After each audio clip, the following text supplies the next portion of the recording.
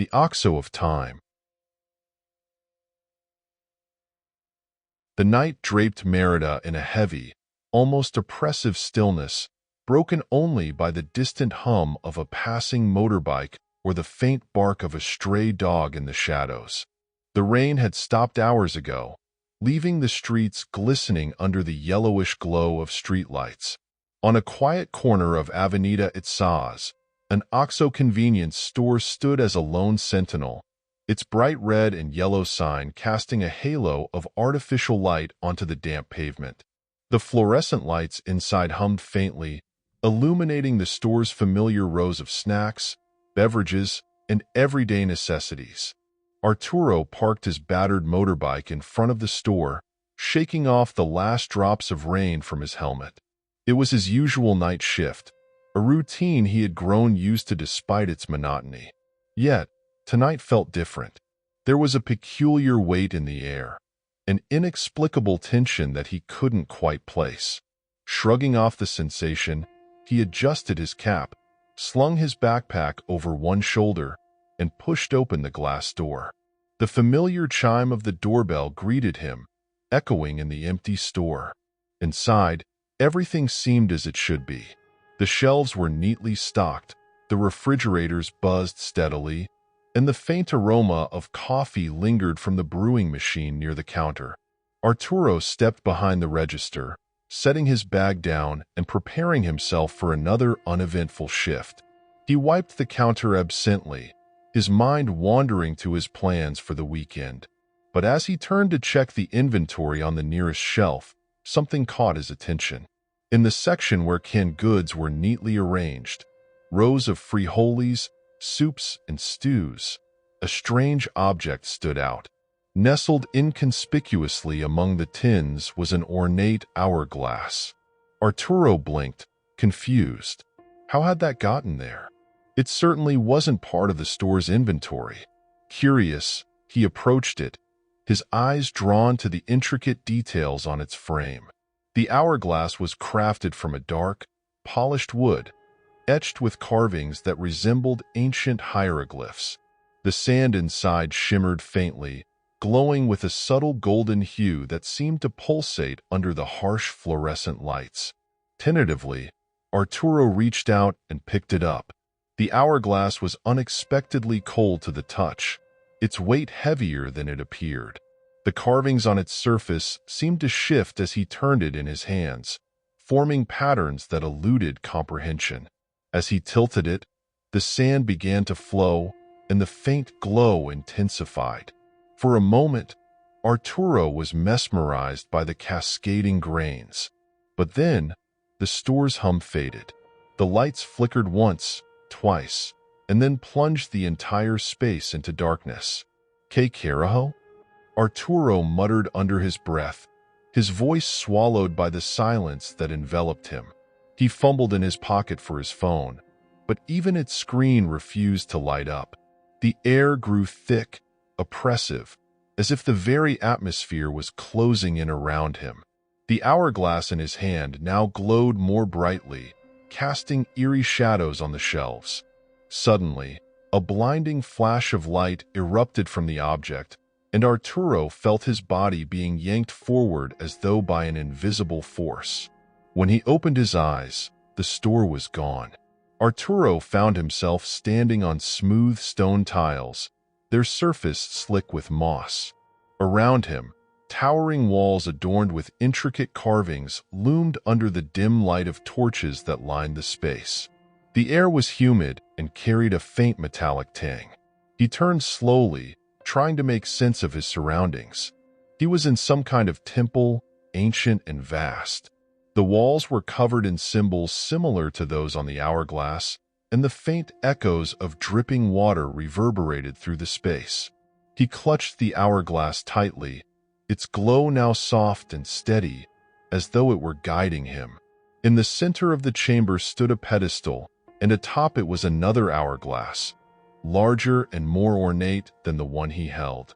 Its frame was made of a metallic substance that shimmered like liquid gold, and its sand glowed with an intensity that made it difficult to look at directly. Arturo approached the pedestal cautiously. As he drew nearer, the carvings on the walls seemed to shift and move, forming images that told a story. He saw depictions of people holding hourglasses, stepping through doorways that led to unfamiliar landscapes, jungles, cities, deserts, and skies. It was as though the temple itself was alive, revealing its secrets to him. The pedestal hummed softly, resonating with the rhythm of his own heartbeat. He reached out to touch the larger hourglass, but as his fingers brushed its surface, a low rumble echoed through the chamber. The ground trembled beneath his feet, and a circle of light appeared on the floor, surrounding the pedestal.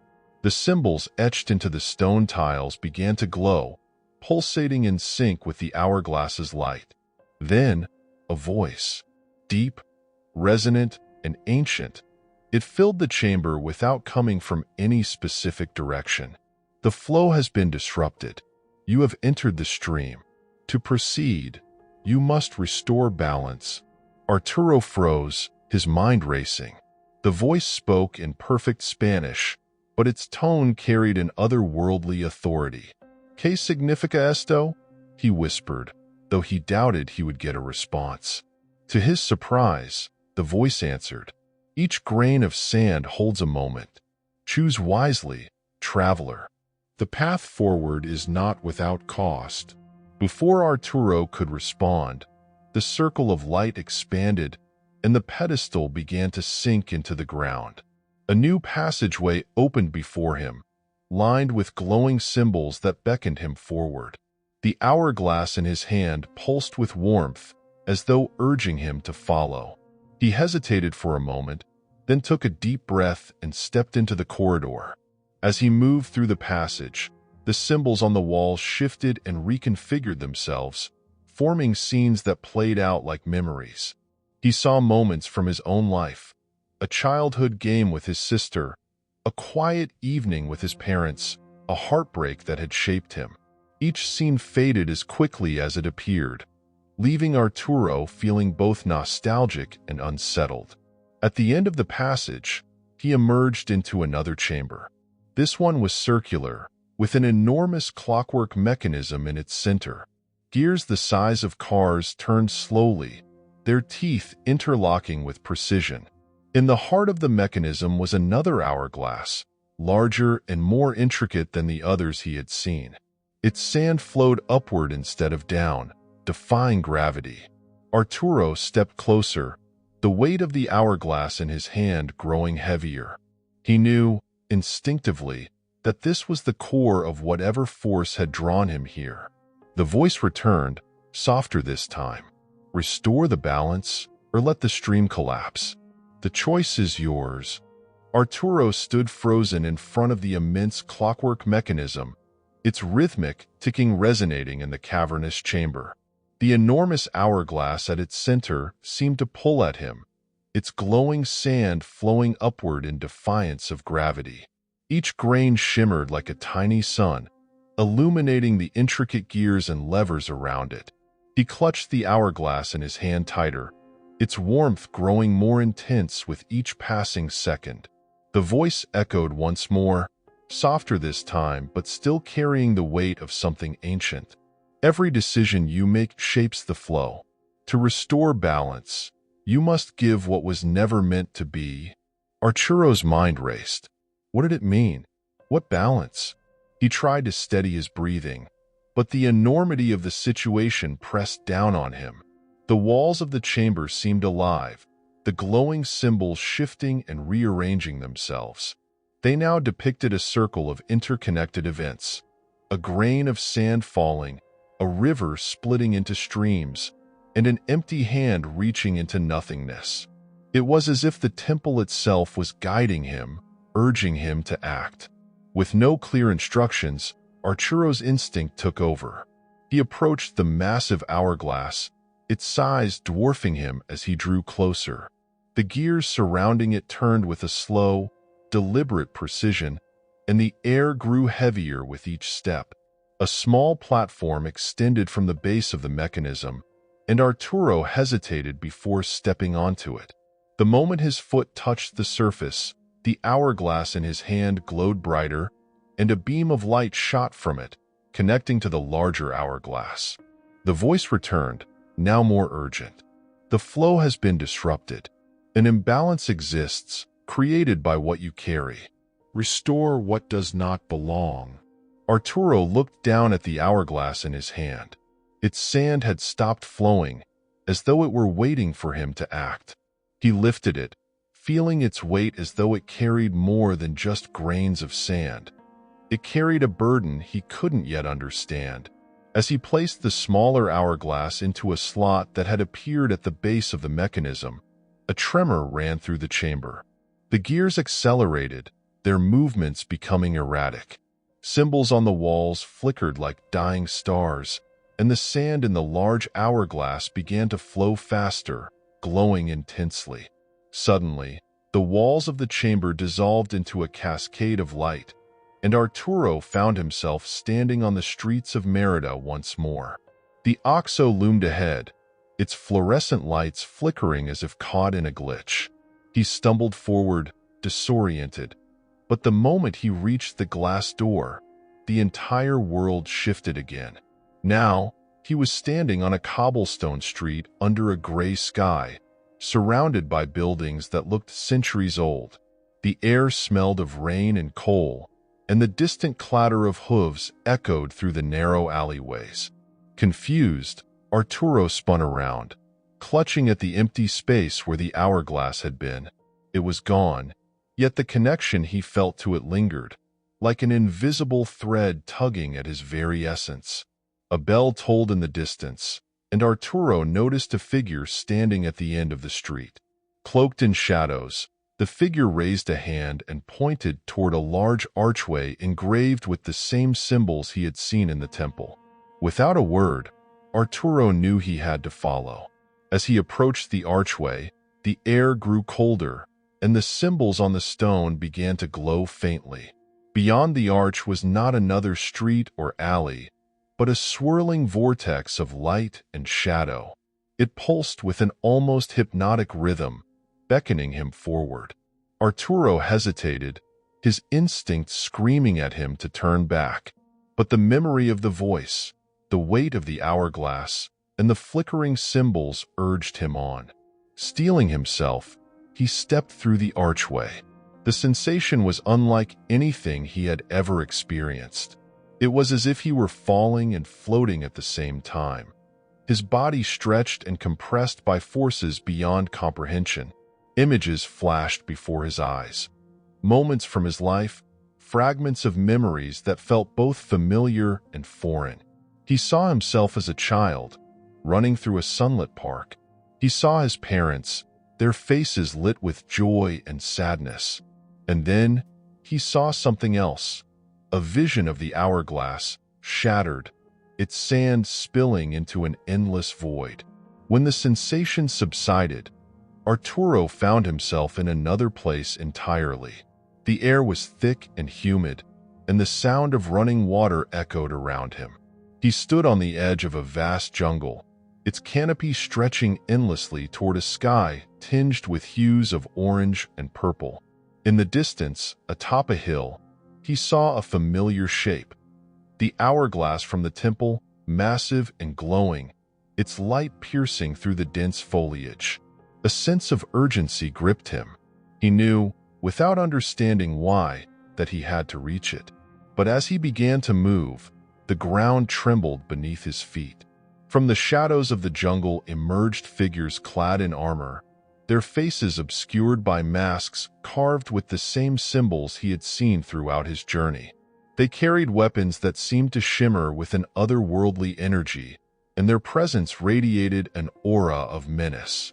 The largest of the figures stepped forward, raising a hand to stop Arturo. The voice returned, not from the figure, but from within Arturo's own mind.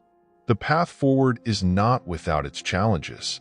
To restore the flow, you must prove yourself worthy. Balance demands sacrifice. Arturo tightened his fists, feeling the weight of the task before him. The jungle ahead seemed alive, its trees and vines twisting as if to bar his way. The armored figures formed a circle around him, their weapons glowing brighter. He didn't know what lay ahead, but he understood one thing. The journey wasn't just about restoring balance to time. It was about confronting the choices and sacrifices that defined his own existence. With a deep breath, Arturo stepped forward, the symbols on the jungle floor lighting up with each step. The armored figures moved aside, their eyes, or what lay behind their masks, watching him intently. The path ahead was perilous, but Arturo knew there was no turning back. The jungle seemed to breathe, its dense canopy swaying in an unfelt wind. The path Arturo had chosen was not straightforward.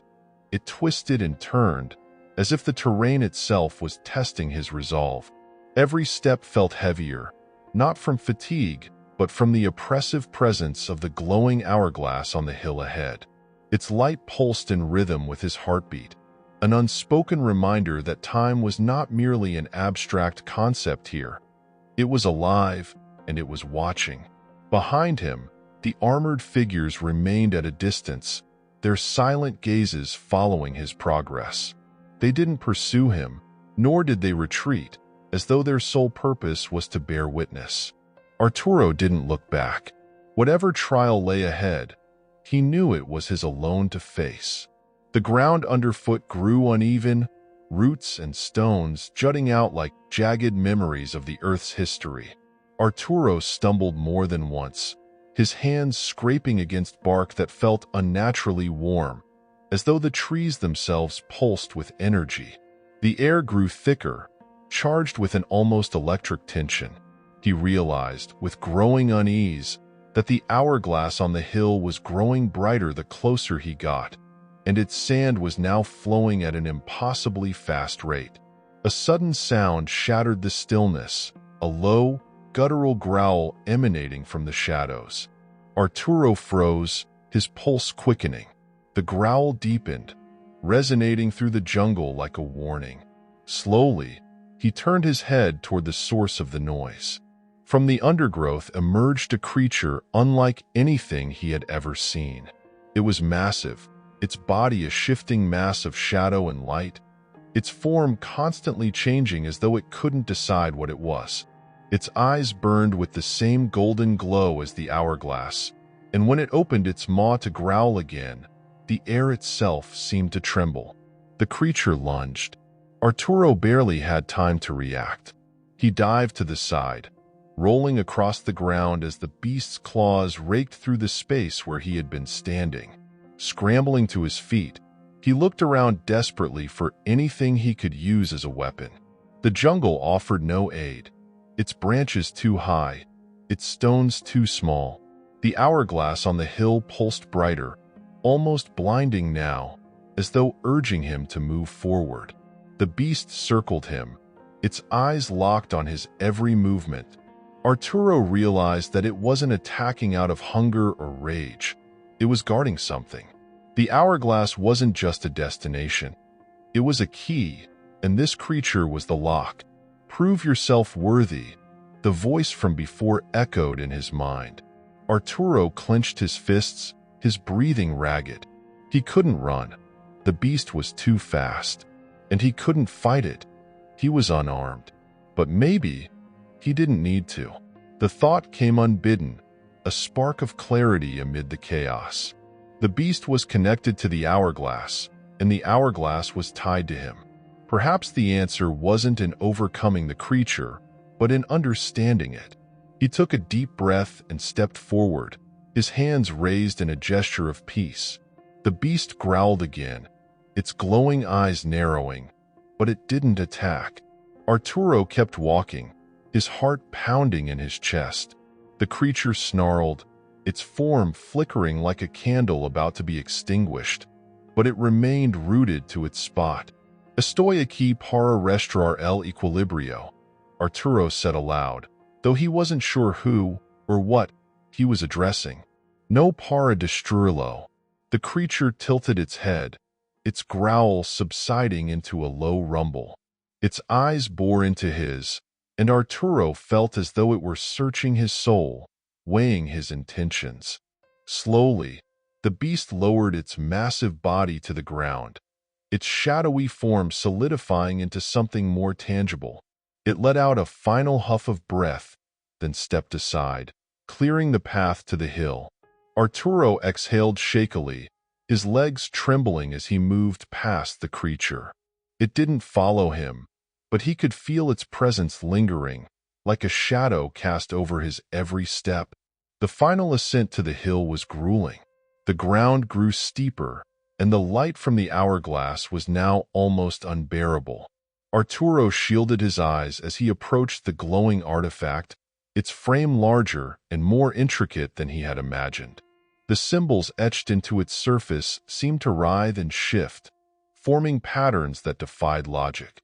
At the base of the hourglass was a pedestal, similar to the one he had seen in the temple. As Arturo stepped closer, the pedestal began to hum, its surface lighting up with the same symbols. The hourglass in the temple had demanded a choice. This one seemed to demand something more. The voice returned, resonating within the depths of his mind. Balance requires sacrifice. Time is not infinite, nor is it free. What will you offer to restore what has been broken? Arturo hesitated, the weight of the question pressing down on him. What could he offer? What did he have to give that could mend the flow of time? The memories of his journey flashed through his mind. The temple, the visions, the creature he had faced. And then, a realization struck him. The hourglass wasn't asking for something material. It was asking for a piece of him. Arturo closed his eyes, searching within himself. His thoughts wandered to a memory he had long buried. A moment of failure that had haunted him for years.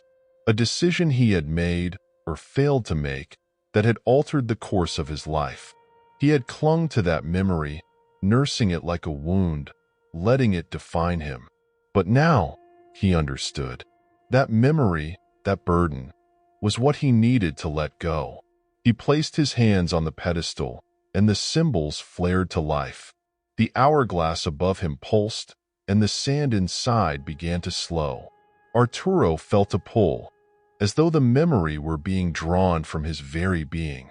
It was painful, like losing a part of himself, but it was also liberating. The weight he had carried for so long began to lift, replaced by a strange, unfamiliar lightness. When the memory was gone, the hourglass's light dimmed, and the sand stopped flowing. The jungle fell silent, the oppressive tension replaced by a profound stillness. Arturo stepped back, his legs unsteady. The voice spoke one last time, softer now, almost gentle. Balance has been restored. The flow continues. The symbols on the pedestal faded, and the hourglass's glow diminished until it was no brighter than a simple candle. Arturo felt a wave of exhaustion wash over him, but also a sense of peace. The jungle around him seemed to exhale, its vibrant greens and golds returning as the light of the hourglass receded. Arturo turned to see the path he had walked now clear, the armored figures gone, the beast nowhere to be found. The journey wasn't over, but for now, the balance was restored. As Arturo descended the hill, the jungle around him seemed to shift, its vibrant colors more vivid than before. The air felt lighter, as if the tension that had permeated it had dissolved. The glowing hourglass at the summit was now dim, its purpose fulfilled. Arturo couldn't shake the feeling that the jungle itself was watching him, not with malice, but with a quiet approval. The weight he had carried, both figurative and literal, was gone, leaving him with a clarity he hadn't felt in years. The path that had been treacherous before was now smooth, almost welcoming. He passed the spot where the shadowy beast had confronted him, and though there was no sign of its presence, Arturo felt a sense of gratitude. The creature had not been his enemy, but a guardian of the balance he had come to restore. As he neared the edge of the jungle, a familiar sound reached his ears, the faint hum of fluorescent lights. He quickened his pace, his heart pounding. Emerging from the dense foliage, Arturo found himself standing once more in front of the OXXO. The store looked the same as it had before his journey, bright, ordinary, and utterly mundane. Yet, he knew it wasn't the same, just as he wasn't the same. The glass door slid open with its familiar chime as he stepped inside. The shelves were neatly stocked, the refrigerators hummed steadily, and the clock on the wall ticked away in perfect rhythm. Arturo looked down at his hands, expecting to see the hourglass, but they were empty. The object that had sparked his journey was gone, but its imprint remained, etched into his memory. Behind the counter, his backpack sat untouched. Arturo slung it over his shoulder, his movements automatic. He turned to leave, but stopped in his tracks. On a shelf near the counter, in the same spot where he had first seen the hourglass, sat a simple glass bottle. Its design was unremarkable, but the liquid inside glowed faintly, shifting colors in a way that was all too familiar. Arturo reached for the bottle, his fingers hesitating just above its surface. The faint glow seemed to pulse in rhythm with his heartbeat.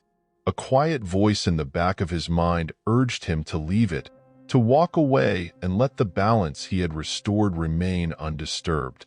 Yet, another part of him, the part that had carried him through the temple, the trials, and the confrontation with the beast, whispered that his journey wasn't over. The store lights flickered briefly, and the bottle's glow intensified.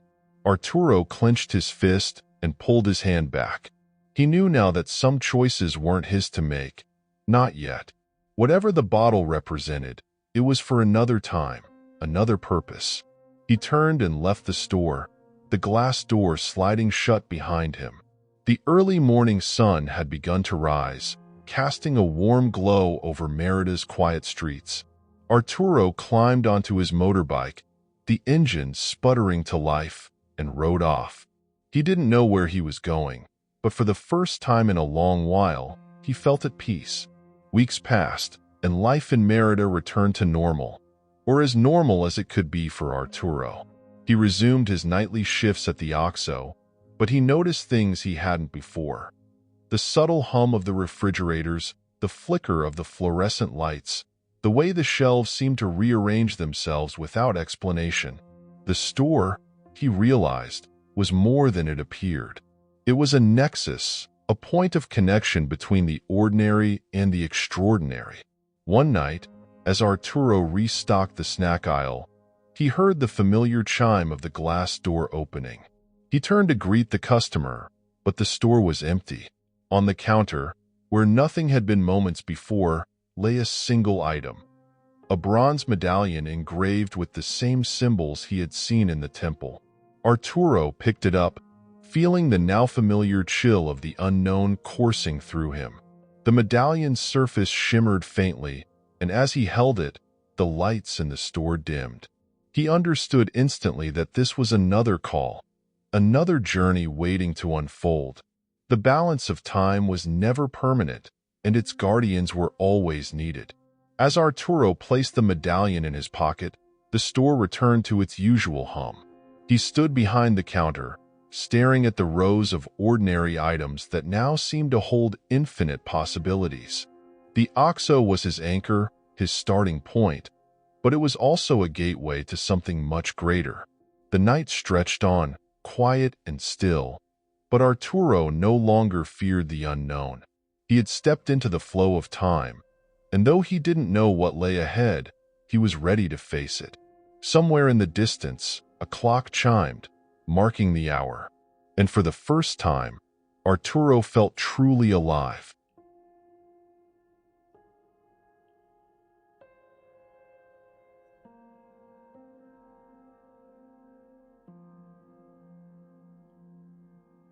The Codex of Time. The reading room of the National Library of Madrid was a sanctum of silence, a space where time seemed to pause in deference to the centuries of knowledge stored within its walls. The soft amber glow of the antique lamps illuminated rows of wooden desks, each one occupied by scholars lost in their own worlds of ink and parchment. On this particular evening, Manuel sat at his favorite corner table, surrounded by stacks of manuscripts, their brittle pages exhaling the scent of history. Manuel was not an ordinary researcher. While others pursued straightforward academic inquiries, he delved into the arcane, seeking out documents that whispered of enigmas and impossibilities. Tonight, his focus was on a recent acquisition, a collection of parchments donated by a mysterious benefactor who claimed they were discovered in a hidden chamber beneath an abandoned monastery in the Pyrenees. The donation had stirred little excitement among the library staff, dismissed as another batch of medieval records of little significance. But as Manuel sifted through the pile, his fingers brushed against a scroll that seemed different. It was tied with a strip of leather, its edges worn but its texture remarkably intact. When he picked it up, a shiver ran through him, as though the parchment carried an energy all its own. Manuel untied the leather strip and unrolled the scroll carefully. The writing was in Latin, its script elegant but archaic, interspersed with symbols that defied his understanding.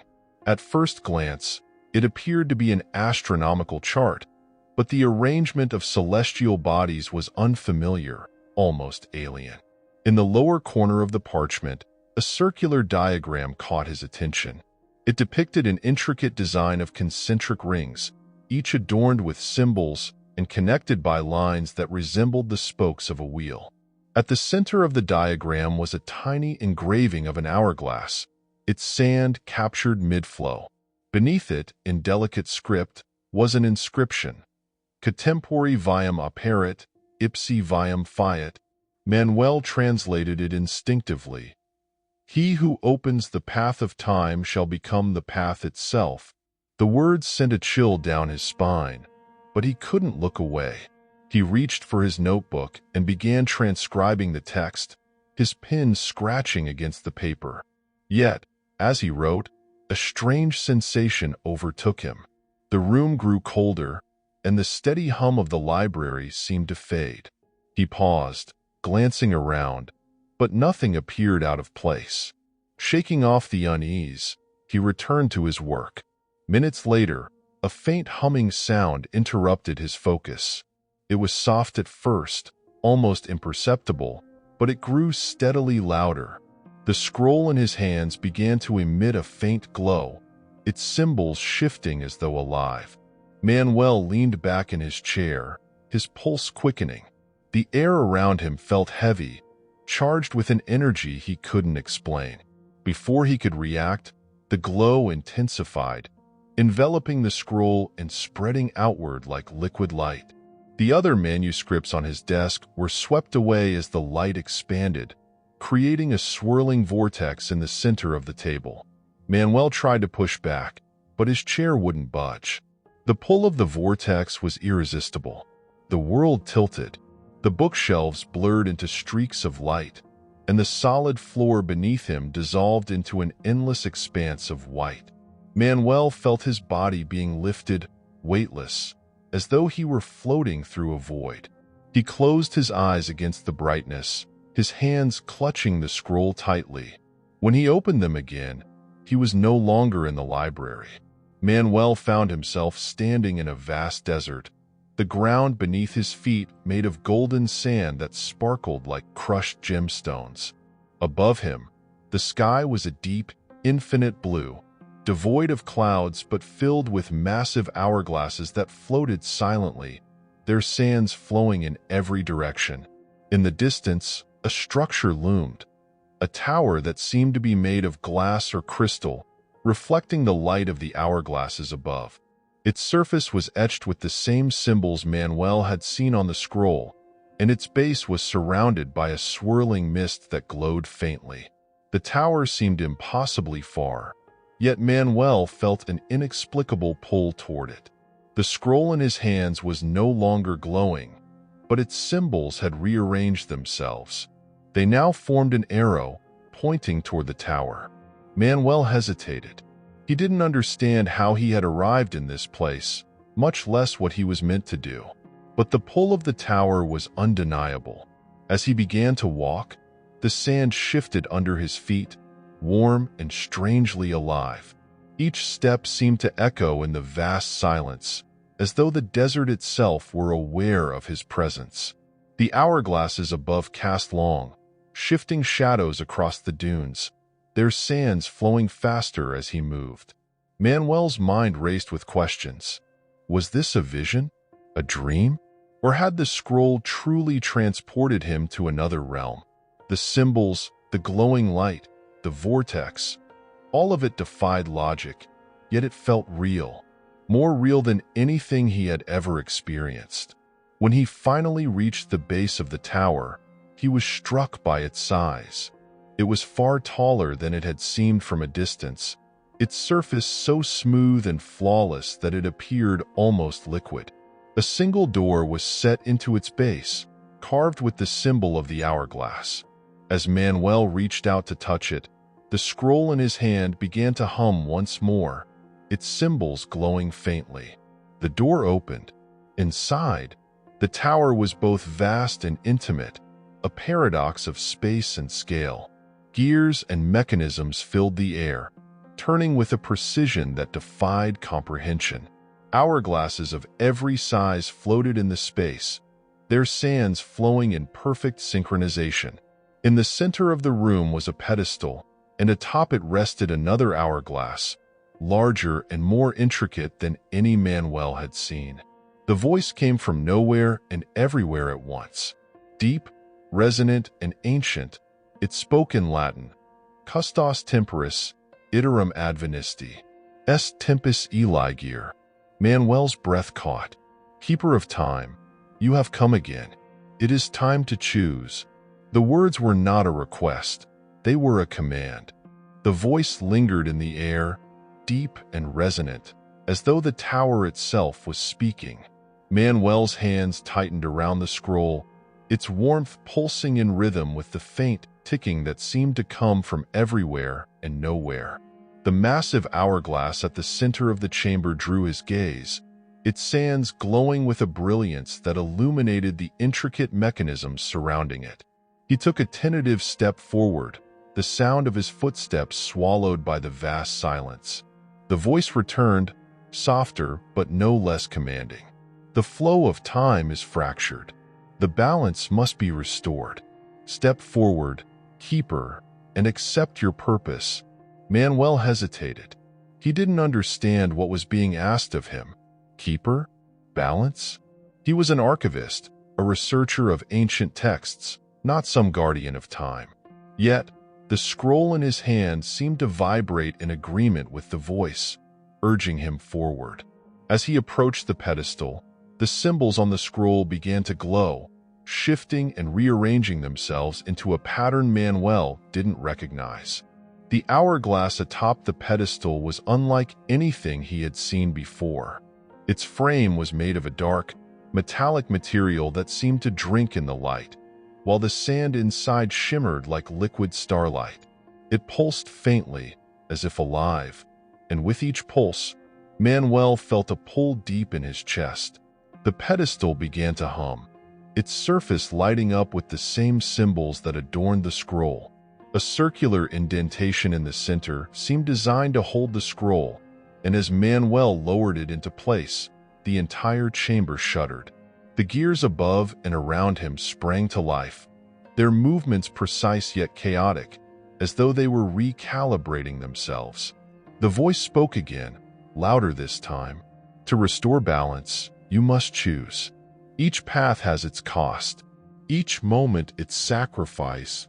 Manuel stared at the hourglass, its sands now flowing faster, swirling like a storm contained within glass. The pedestal lit up with 3 distinct paths, each represented by a symbol. A tree, its branches reaching upward, a river, splitting into 3 streams, and a clock, its hands spinning in opposite directions. Each symbol glowed faintly, pulsating as though waiting for his decision. The scroll's symbols aligned themselves with the paths, forming words in Latin. The past shapes the roots. The present divides the stream. The future rewinds the clock. Manuel's heart raced. The choice wasn't merely abstract. He could feel the weight of it pressing on him.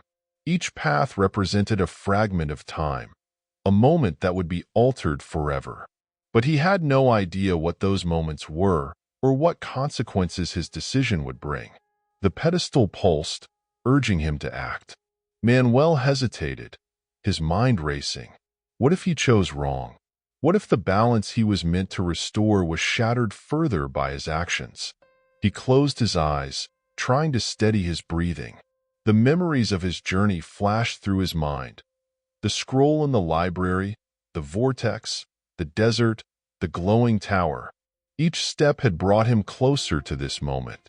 He opened his eyes and placed his hand on the symbol of the river. The chamber erupted in light. The gears accelerated, and the hourglass atop the pedestal began to spin. The sands inside swirled violently, and the glow intensified until Manuel was forced to shield his eyes. The voice returned, softer now but filled with an unmistakable urgency. The choice is made. The flow will adjust.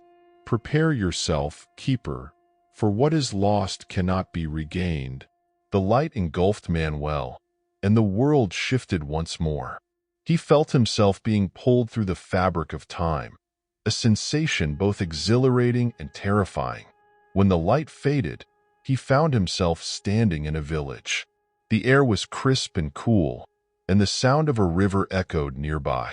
The village looked ancient, its cobblestone streets and timber-framed houses bathed in the golden light of a setting sun. Manuel realized with a start that the people in the village were frozen in place. A woman carrying a basket of apples stood mid-step, her face locked in an expression of quiet determination. Children playing near the river were caught in a moment of laughter, their movements suspended as though captured in a photograph. Time itself had stopped. In the center of the village, a smaller hourglass floated above a fountain, its sands flowing in reverse. Manuel approached it cautiously, the scroll in his hand glowing faintly. The voice returned, now gentle, almost sorrowful. This is the fracture. This is the cost. A moment frozen to preserve the flow. To restore balance, you must let it go. Manuel stared at the hourglass, its sands moving with an almost hypnotic rhythm. He understood now. The village, its people, their lives. This moment had been trapped in time to prevent a larger collapse. It was a sacrifice made long ago, but its effects rippled through the flow of time, causing the imbalance he had been brought to fix. He reached for the hourglass, his fingers trembling. As he touched it, the sands began to glow brighter, and the world around him seemed to shudder. The voice spoke once more, soft but resolute. To free this moment, another must take its place. The flow demands balance. Manuel closed his eyes, his mind racing. Another moment? What would it be? His own life? A fragment of history? He didn't know, but he understood that the choice was his to make. Manuel's hand hovered over the glowing hourglass above the fountain, its sands swirling in reverse, defying the natural order. The village around him remained eerily still, its inhabitants frozen mid-action, their faces reflecting a life now paused. The air was heavy, laden with the weight of a decision he didn't fully understand. The voice returned, softer this time, almost like a whisper carried by the breeze. The balance is fragile, keeper. A frozen moment must be released, but the stream must be mended. Choose a fragment of your own flow to offer in its place. Manuel's breath hitched. The words echoed in his mind, their meaning sinking in like a slow tide. A fragment of his own flow? What did that mean? Memories, perhaps? Pieces of his identity? His thoughts churned, but the hourglass pulsed with a quiet insistence, reminding him that time was not his ally. Whatever the cost, he knew he could not delay. His fingers brushed the hourglass's surface, and the symbols on its frame flared to life. A wave of warmth spread through his arm, and suddenly, the village around him seemed to ripple, like water disturbed by a pebble. The still figures shifted ever so slightly, their forms flickering between motion and stasis. Manuel felt his chest tighten as the weight of the moment bore down on him. The voice returned, resonating now within him rather than the air. The choice must come from within. What will you give to restore the flow? Images flashed before his eyes, memories vivid and tangible. His first day at the library, the joy of uncovering a rare manuscript, the face of a woman he once loved but had pushed away in his relentless pursuit of knowledge. A quiet moment with his parents, long gone now, sitting at the edge of a lake. Each memory carried weight, a significance that was uniquely his. To lose even one felt like a small death. The hourglass in his hand began to hum, its light intensifying. The sands inside shifted, and with them, so did the images in his mind. It was as if the hourglass was showing him what was at stake. The frozen village, the lives suspended in this timeless bubble, hung in a delicate balance. To free them, he had to surrender a part of himself. Manuel took a deep breath, his gaze fixed on the floating hourglass. He reached deep into his thoughts, searching for a memory that, though painful to part with, would not unravel his sense of self. His mind settled on a memory he had carried for years, a mistake, a moment of failure that had haunted him. The day he missed his sister's wedding because he was too engrossed in his research, the look of disappointment on her face, the silence that had grown between them since. He had clung to that regret, allowing it to define him in ways he hadn't realized. Perhaps, he thought, letting it go was not just a sacrifice, it was a liberation. "I offer this," he whispered, his voice trembling. The hourglass pulsed, and the memory began to dissolve. He felt its absence immediately, a hollow space where the regret had once lived. But alongside the loss was a lightness, a sense of freedom he hadn't expected. The hourglass before him glowed brightly, its sands now flowing forward instead of backward. The frozen village shifted once more, and this time itself resumed. The woman with the basket of apples took her next step. The children by the river laughed and splashed. The blacksmith at his forge struck his hammer against steel, the sound ringing out into the air. Life returned to the village, and with it, a ripple of warmth spread through the world, as though a great weight had been lifted. Manuel stumbled back, the scroll in his hand glowing faintly. The voice spoke again, quieter now, almost gentle. "The flow is restored, but the path continues. Your journey is far from over." Before Manuel could respond, the air around him shimmered, and the village dissolved into light. He was weightless once more, drifting through a vast expanse of white. The scroll in his hand grew warm, its symbols rearranging themselves in real time. When the light faded, he found himself standing in a new place, a grand hall filled with hourglasses of every size, their sands flowing in perfect harmony. At the center of the hall was a pedestal, and atop it rested the same large hourglass he had seen in the tower. Its sands were calm now, steady, but the symbols on its frame glowed faintly, as though awaiting further action. The voice returned, stronger now, filled with an undeniable authority. "Keeper, you have restored one fracture, but the flow remains fragile. Time is a river with many streams, each one vital to the whole. You have mended one, but others remain broken. Will you continue?" Manuel felt the weight of the question, but he knew the answer even before the words formed in his mind. "Yes," he said aloud, his voice steady. "I will continue." The hourglass on the pedestal began to glow, its sands swirling faster.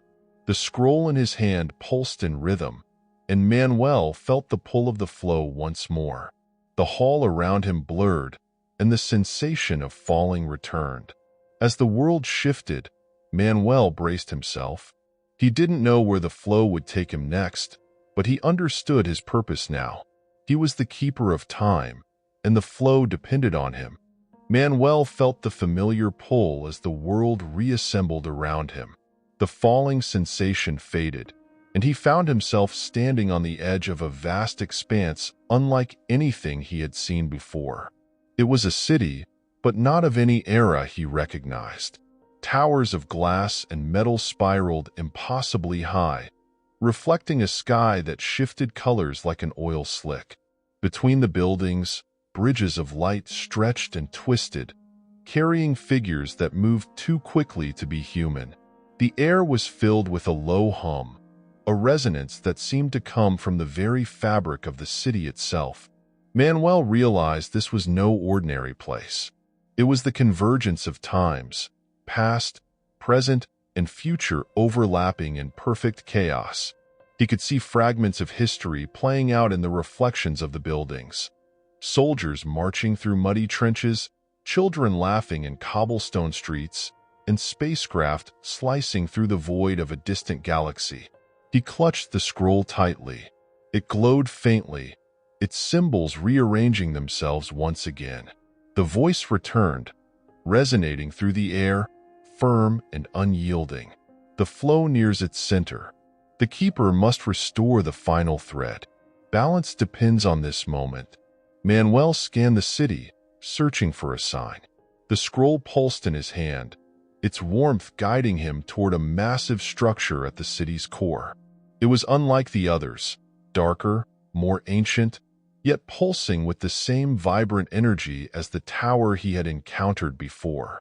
The building's walls were covered in symbols that shimmered and shifted, forming pathways that seemed to rearrange as he moved. As he approached, the doors of the structure opened silently, revealing a cavernous interior. Inside, the space was dominated by a massive clockwork mechanism, its gears turning with a precision that seemed to defy logic. At its heart was an hourglass, larger and more intricate than any Manuel had seen. Its sands flowed upward and downward simultaneously, forming a continuous loop. The voice returned, quieter now, as if speaking directly into his thoughts. This is the nexus, the core of the flow. The fracture lies here. To restore it, you must become one with the stream. Manuel hesitated, the weight of the words settling heavily on him. Become one with the stream? What did that mean? He stepped closer to the hourglass, its glow intensifying as he approached. Symbols on its frame lit up, casting shifting shadows across the room. The scroll in his hand grew almost too hot to hold, and he realized it was resonating with the hourglass, their energies intertwining. The voice continued, "Time is a river, keeper. Each grain of sand is a moment, and each moment shapes the whole. The fracture exists because the river's flow has been interrupted. To repair it, you must give yourself to the stream, surrendering what you hold most dear." Manuel's breath caught. He had already sacrificed memories, fragments of his life, to mend the fractures before. But this was different. This was everything. His very essence, his identity, would become part of the flow. He stepped forward, his mind racing. The moments of his life flashed before him. His childhood, his passion for knowledge, the relationships he had built and lost. Each one was a grain of sand in his hourglass, unique and irreplaceable. Yet, he understood now that his existence was just one thread in a tapestry far greater than himself. The balance of time demanded more than he had given. It demanded all of him. The hourglass pulsed, and the scroll dissolved into light, its symbols flowing into the larger mechanism. The voice spoke once more, gentle and resolute. "Do you accept your purpose, keeper? Will you restore the flow?" Manuel closed his eyes. The fear, the uncertainty, melted away. He nodded. "Yes." As he placed his hands on the hourglass, the world around him erupted in light. The sands inside the hourglass swirled faster, merging into a single stream of golden energy. The mechanism roared to life, its gears spinning with a power that shook the entire structure. Manuel felt his body dissolve, not in pain, but in a profound sense of connection. He was becoming part of the stream, his essence flowing into the river of time. Memories faded, replaced by a sense of unity with the flow. He saw the fractures mending, moments aligning, and the balance restoring itself. The past, present, and future intertwined seamlessly, their boundaries dissolving into a single continuum. Manuel was no longer an individual. He was the flow itself, the keeper who had become the path. When the light subsided, the city was still. The convergence of times remained, but the chaos had transformed into harmony. The massive hourglass at the nexus stood quiet, its sands flowing steadily, undisturbed. The structure hummed softly, a sound that resonated with the rhythm of the universe. Manuel was gone, but his presence lingered. The balance had been restored, and the flow would continue, guided by the sacrifice of one who had understood its importance. Somewhere in the city, a clock chimed, its hands moving forward, marking the passage of time once more. The story of Manuel, the keeper of time, faded into the stream, becoming part of the infinite moments that shaped existence. And as the flow carried on, the voice of the Nexus whispered softly, a promise to the next keeper who would one day be called. The flow endures. The keeper remains.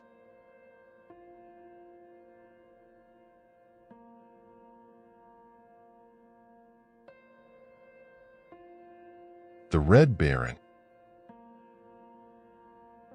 The old hangar stood at the edge of an overgrown airfield, shrouded in the silence of decades past. It was a relic of another time, its rusted corrugated metal roof sagging under the weight of years. Inside, the air was thick with the scent of oil and dust, mingling with the faint echoes of an era when the skies above had been filled with the roar of biplanes. At the center of the hangar, bathed in the soft light of a single overhead lamp, sat a bright red aircraft. Its sleek fuselage gleamed as if freshly polished, and the black crosses painted on its wings were sharp and vivid, untouched by the decay surrounding it. Marcus stood frozen at the entrance, his breath caught in his throat.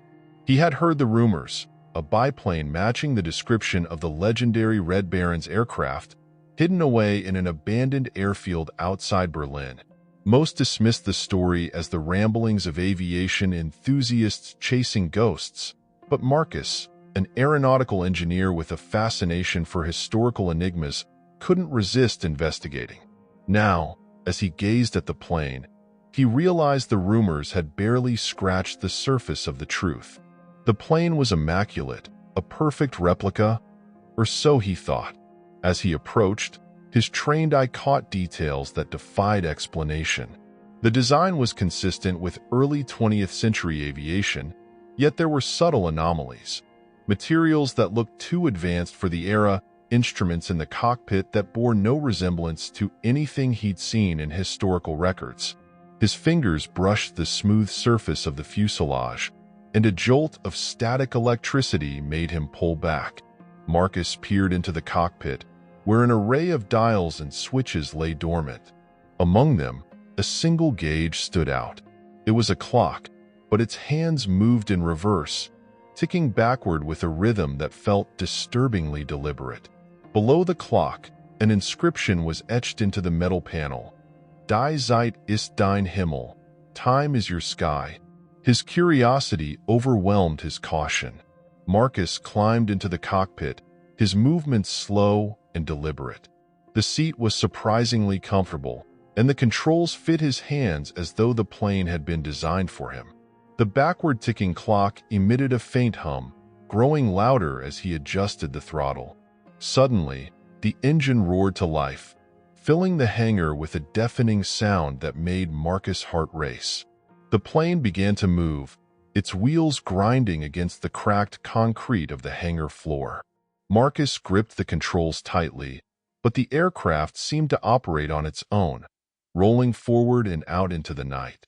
The overgrown airstrip stretched before him, illuminated by the pale light of the full moon. He wanted to stop, to climb out and make sense of what was happening, but the plane had other plans. With a shudder, the biplane accelerated, lifting off the ground effortlessly. Marcus was pressed into his seat as the wind rushed past the open cockpit. The stars above blurred, their positions shifting unnaturally as the plane climbed higher. The backward-ticking clock began to glow, its hands spinning faster with each passing second. The world around him seemed to distort, the sky bending and folding like a sheet of fabric caught in a gust of wind. Then, everything went dark. When Marcus opened his eyes, the world had changed. The clear night sky had been replaced by thick clouds of smoke, illuminated by flashes of light from distant explosions. Below him stretched a battlefield, a patchwork of trenches and craters scarred by artillery fire. The roar of engines filled the air, and as Marcus looked around, he saw other biplanes weaving through the chaos, their machine guns rattling as they engaged in dogfights. He was in the middle of a World War I air battle. His heart pounded as he struggled to process what was happening. The cockpit controls felt alive under his hands, responding to his slightest touch. The plane moved with a precision that defied its vintage design, darting through the sky with the agility of a modern fighter jet. Marcus caught sight of another aircraft, a red biplane identical to his own. Its pilot wore a distinctive helmet, and even from a distance, Marcus could feel the intensity of his gaze. It was the Red Baron. The Baron's plane banked sharply, heading straight toward Marcus. For a moment, their eyes locked, and Marcus felt a strange sense of recognition, as though he were staring at a mirror from another era. The Baron raised a gloved hand, pointing toward a distant point on the horizon where a strange blue light pulsed intermittently. Marcus understood the gesture without words. Whatever was happening, the source of it lay in that light. The Baron's plane accelerated, diving toward the battlefield below. Marcus followed, his instincts taking over as he maneuvered through the chaos. The sound of gunfire and the roar of engines were deafening, but his focus remained on the light in the distance. It seemed to call to him, pulling him forward like a beacon. As they neared the source of the light, the world around them began to distort again. The clouds swirled into a vortex, and the blue light expanded, enveloping both planes. Marcus felt the familiar pull, a sensation of being stretched and compressed at once.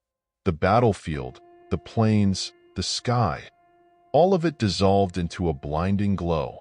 When the light faded, Marcus found himself flying over a city that was both alien and familiar.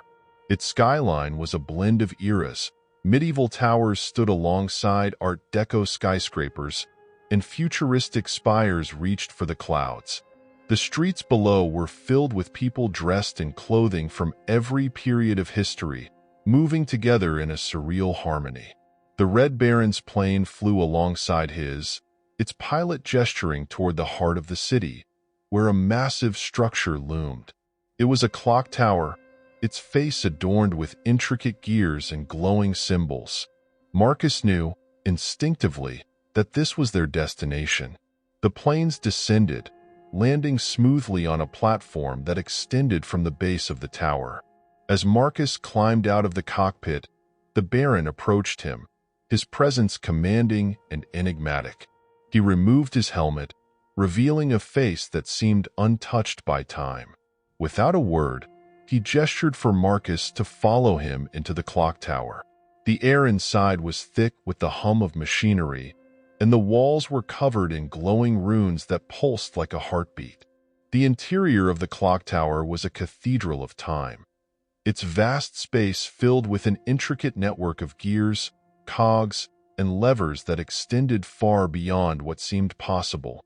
The walls pulsed faintly with an otherworldly glow, their surfaces etched with symbols that shifted and rearranged themselves in rhythm with the turning mechanisms.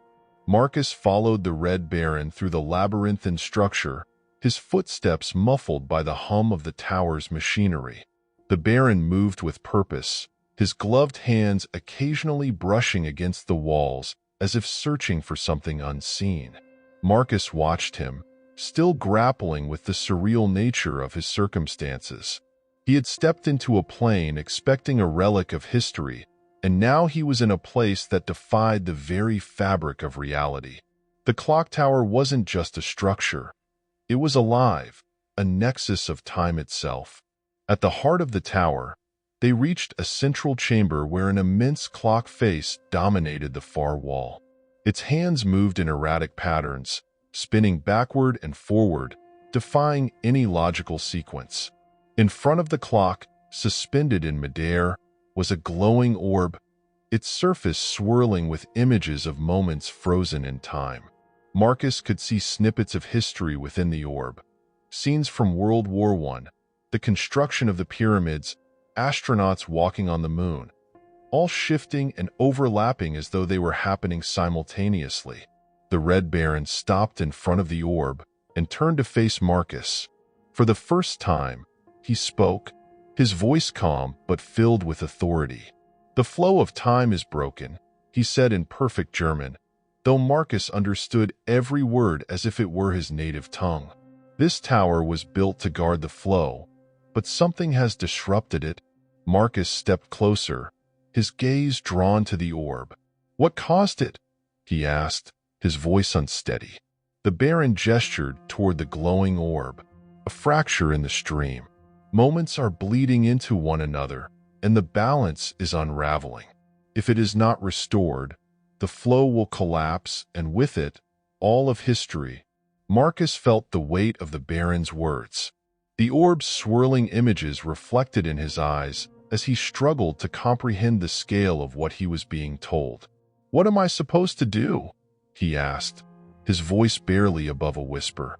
The Baron reached into the folds of his flight jacket and produced a small, intricate device, a pocket watch unlike any Marcus had seen before. Its face was covered in symbols that glowed faintly, and its hands moved in patterns that mirrored the erratic motions of the clock on the wall. "This watch is a key," the Baron explained. "It will guide you to the points where the flow has been disrupted. You must enter these moments and repair the fractures. But beware, time does not take kindly to interference. The past and future will fight to protect themselves." Marcus hesitated before taking the watch. The moment his fingers closed around it, he felt a surge of energy, a connection that seemed to link him to the very core of the tower. The watch's symbols rearranged themselves, forming an arrow that pointed toward a doorway on the far side of the chamber. The Baron stepped aside, his expression solemn. "The first fracture lies beyond that door. It will take you to a moment where the flow was interrupted. You must find the cause and correct it."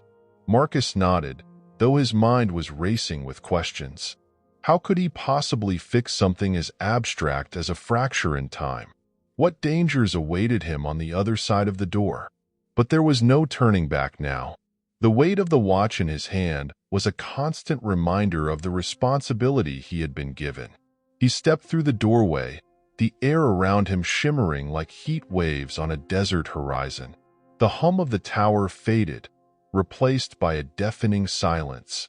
For a moment, he felt weightless, as though he were floating through a void. Then, with a sudden jolt, the world around him reassembled. Marcus found himself standing in the middle of a battlefield. The trenches of World War I stretched endlessly in both directions, their muddy walls crowded with soldiers clutching rifles and peering anxiously over the edge.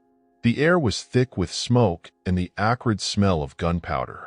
Above him, planes roared through the sky, their engines drowning out the distant thunder of artillery. The watch in his hand pulsed, its arrow pointing toward a specific section of the trenches. Marcus moved cautiously, his boots sinking into the mud with each step. The soldiers around him didn't seem to notice his presence, their eyes fixed on the horizon where flashes of light marked the enemy's position. He realized that he was invisible to them, a ghost in a moment frozen by the fracture. As he approached the designated spot, the air grew colder, and the sounds of the battlefield seemed to fade. The watch's arrow pointed directly at a soldier sitting against the trench wall, his face pale and his hands trembling. Clutched in the soldier's hands was an object that didn't belong, a small, glowing device that emitted a faint hum. Marcus knelt beside the soldier, who stared straight ahead, unaware of his presence. The device in his hands pulsed rhythmically, its glow growing brighter as Marcus reached for it. The moment his fingers touched the device, a wave of energy surged through him, and the world around him froze. The voice of the Baron echoed in his mind. "This is the fracture. The object does not belong here. Remove it, and the flow will correct itself." Marcus hesitated, his eyes fixed on the soldier. The man's expression was one of fear, but there was something else, something deeper, a sense of loss that Marcus couldn't ignore. He realized that this wasn't just about removing an object. The fracture had roots in the soldier's actions, in the choices he had made. The watch pulsed again, its symbols forming words: restore what was lost, balance the moment. Marcus took a deep breath and closed his eyes, focusing on the watch's energy. Images flooded his mind, fragments of the soldier's life, moments that led to this point. He saw the soldier saying goodbye to a family, hesitating before stepping onto a train, and finally, clutching the glowing device in the trench. The fracture wasn't just an anomaly. It was a reflection of a decision that had rippled through time. Marcus opened his eyes and reached out, his hands steady. He placed the watch against the device, and the two objects began to merge, their energies intertwining. The air around him shimmered, and the battlefield began to shift. The soldiers in the trench moved, their frozen expressions melting into motion as time resumed. The soldier dropped the device, his eyes widening as he looked at Marcus. For a brief moment, their gazes met, and Marcus saw gratitude and understanding. The battlefield dissolved into a haze of light, and Marcus found himself once again suspended in the weightless void. The watch in his hand pulsed faintly, its symbols rearranging themselves into a new pattern. He could feel the remnants of the fracture healing, the flow of time stabilizing as the soldier's timeline corrected itself. Yet, the calm was fleeting. The watch's pulse quickened, signaling another disturbance. When the light faded, Marcus was no longer on the battlefield. He stood in a grand ballroom, its polished floors reflecting the glow of opulent chandeliers. The air was filled with the hum of a live orchestra, and elegantly dressed guests waltzed in perfect synchrony. The scene was dazzling, but Marcus immediately sensed something was wrong. The flow of time felt off, as though the moment were straining to maintain itself.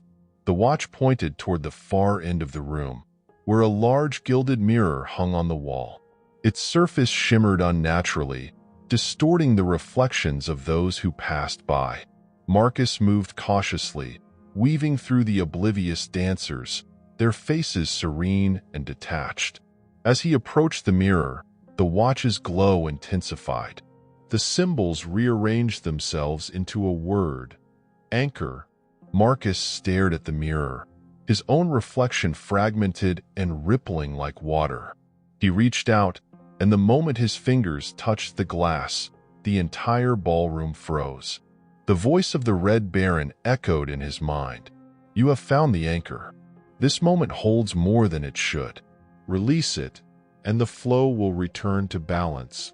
Marcus examined the mirror more closely. Embedded in its frame was an object, a small, crystalline shard that pulsed faintly with light. The shard's glow matched the erratic rhythm of the frozen dancers, as though it were tethering them to this fractured moment. Marcus reached for the shard, but as his fingers brushed its surface, the mirror began to ripple violently. A figure emerged from its depths, stepping into the ballroom with an air of menace. It was humanoid, but its features were indistinct, constantly shifting like a reflection in a broken mirror. The figure's presence radiated a cold, suffocating energy. "You should not be here," it hissed, its voice distorted and otherworldly. "The flow is mine to command." Marcus stepped back, clutching the watch tightly. The figure advanced, its form flickering with every step.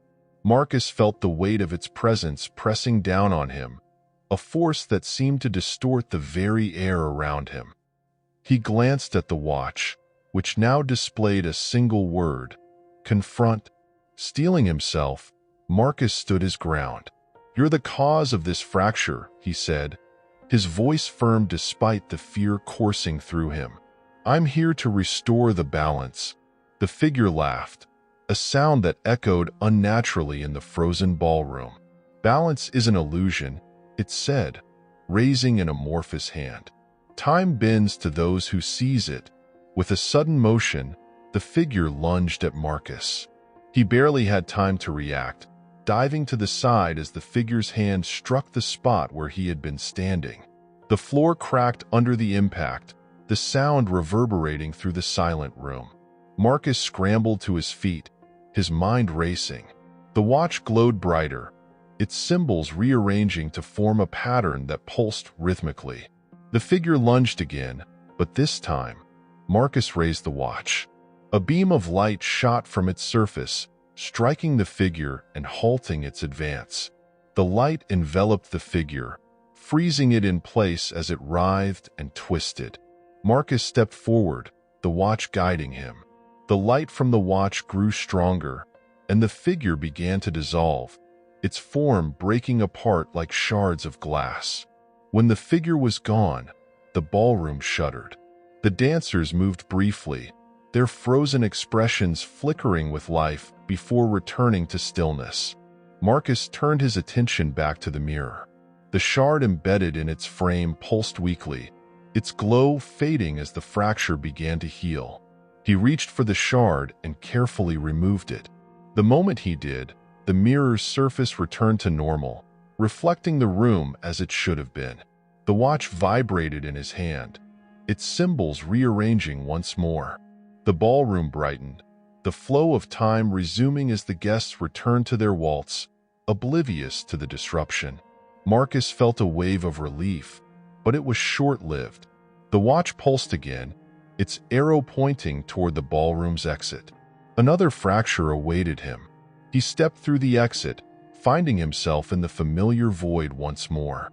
The watch grew warm, and Marcus felt the now familiar pull as the world around him began to reassemble. This time, the destination was a vast, futuristic cityscape. Towers of glass and metal rose high into the sky, their surfaces reflecting a sun that burned unnaturally bright. The streets below were filled with vehicles that hovered effortlessly, and the people moved with a precision that felt almost mechanical. The watch's arrow pointed toward the heart of the city, where a massive clock tower loomed. Marcus's chest tightened. The clock tower was eerily similar to the one he had encountered with the Red Baron, its gears and symbols glowing faintly against the metallic skyline. He knew that this was where the final fracture lay. As he approached the clock tower, Marcus noticed the people around him moving slower, their motions becoming stilted and unnatural. The air grew heavy, and the hum of the city dimmed. By the time he reached the tower's base, the world had nearly come to a standstill. The watch glowed brightly, its symbols forming a single word: resolve. Marcus stepped inside the tower, the familiar hum of its machinery resonating in his bones. At the center of the chamber was an hourglass, its sands frozen mid-flow. The Red Baron stood beside it, his expression grave. "You've done well," the Baron said, his voice carrying a note of urgency. "But the greatest challenge lies ahead. This is the nexus of the fractures. If we fail here, all will be lost." Marcus nodded, his resolve firm. He stepped toward the hourglass, feeling its energy ripple through the room. The watch in his hand glowed brighter than ever, its light intertwining with the hourglass's frozen sands. The hum of the clock tower's machinery grew louder as Marcus approached the massive hourglass at its center. Its sands, suspended mid-flow, glowed faintly, their golden light casting dancing shadows on the walls. The Red Baron stood beside him, his gaze fixed on the hourglass. His expression was calm, but the tension in his posture betrayed the gravity of the moment. "This is the Nexus," the Baron said, his voice low but steady. "The fractures converge here. To restore the flow, the hourglass must be reset." Marcus glanced at the glowing watch in his hand. Its symbols were shifting rapidly, aligning themselves into patterns he couldn't decipher. The energy emanating from the hourglass was almost overwhelming, a constant pulse that seemed to resonate with his heartbeat. "How do we reset it?" he asked, though he suspected the answer would not be simple. The Baron turned to him, his eyes piercing. "The hourglass is tied to the flow of time itself. To reset it, one must become part of the stream, an anchor to stabilize the flow."